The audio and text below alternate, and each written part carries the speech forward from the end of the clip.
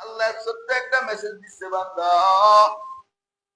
দুনিয়ায় যত গুনাহ করো মানুষের চোখ থেকে ফাঁকি দিয়ে নিজেকে মনে করো নিজেকে মানুষের সামনে দরবেশ পেশ করতে পারো, তাই বলে এটা মনে করো না দুনিয়ার কেউ দেখে নাই, কেউ বোঝে নাই, কেউ শুনে নাই, কেউ তোমার কুকর্মকে ধরতে পারে নাই, দেখে আল্লাহ তোমাকে মাফ করে দিবে না।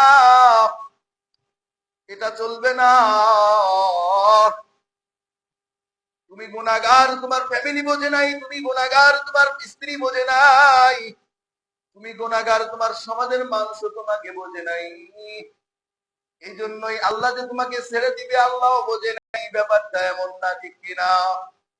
দুনিয়ার সমস্ত মানুষের চোখ তুমি ফাঁকি দিতে পারো, কিন্তু আল্লাহ রাব্বুল আলামিন বলে ইন্নাহু আলিমুম বিযাতিস সুদূর। আরে বান্দা, তোর অন্তরের ভিতরে কোন কল্পনা, কোন জল্পনা, কোন চিন্তা, কোন ভাবনা, সেটা আমি আল্লাহ জানি। আমি আল্লাহ এটা সম্পর্কে অবগত আছি। কোনো টেনশন করো না, দুনিয়ার মানুষও তোমাকে না বুঝলে আমি আল্লাহ ছেড়ে দিব না।